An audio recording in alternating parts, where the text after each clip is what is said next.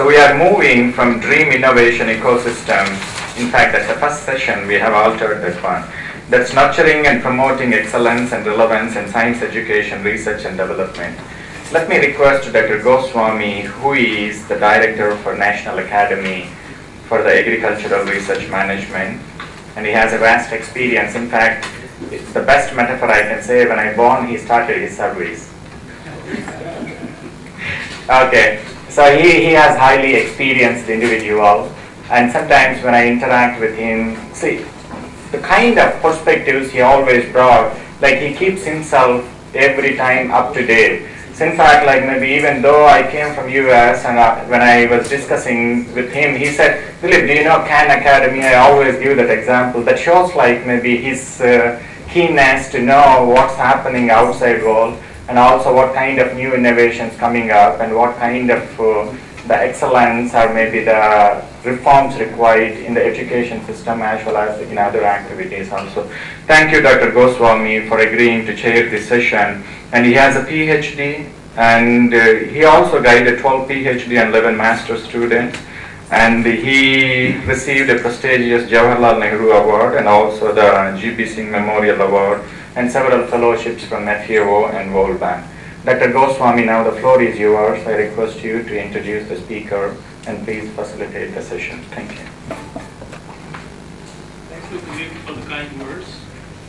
Before we start the session, I would like to thank the organizers for giving me this opportunity to be here amongst you today. This is the session which says nurturing and promoting excellence and relevance in science education, research and development. And we have a very learned speaker for this session, Dr. Sandhya Kore, who is a business-oriented technology leader with diverse industry and functional experience ranging from semiconductor systems, wireless technologies and e-learning to management, team building, leadership development, organizational development, quality and performance excellence, sales and marketing. The geographic scope of her experience ranges from US to India at a senior management level. And currently she is Director Enhanced Education at IIIT Hyderabad. And she has held several key positions in the areas of specialization. Well, Dilip mentioned that one fellow was smiling during the last presentation. I perhaps know the secret. He was smiling at the rate of perceptions to the science policy. But was being commented, Dr. Janeya, by you about the private sector. If you have gone through the technology, this policy document, it talks about promoting partnership with them, rather than governing them or overseeing their activities and discouraging their participation. That was the reason he was smiling. Anyway, the purpose of this particular brainstorming session, if I have got it correct, is to develop a roadmap and the implementation plan for the policy document, Science, Technology and Innovation Policy document, which has been released by our Honorable Prime Minister, Dr. Manmohan Singh, during the centenary session of the Indian Science Congress in Calcutta this year. The policy document has been very well articulated.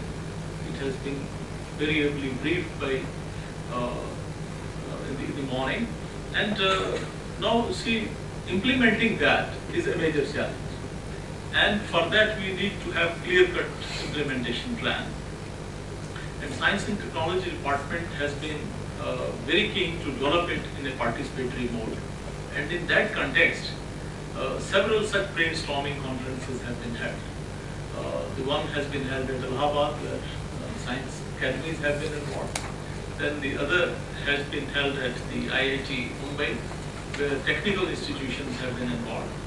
And the one being held here at ICRISAT essentially is going to focus in one of the focus areas, one out of the 10 focus areas, and certainly the first amongst all those 10 is the agriculture.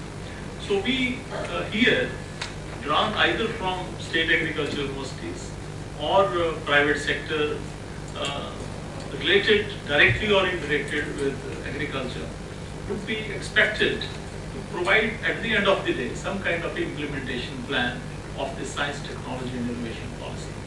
So it is in that context we would like to focus our discussion here.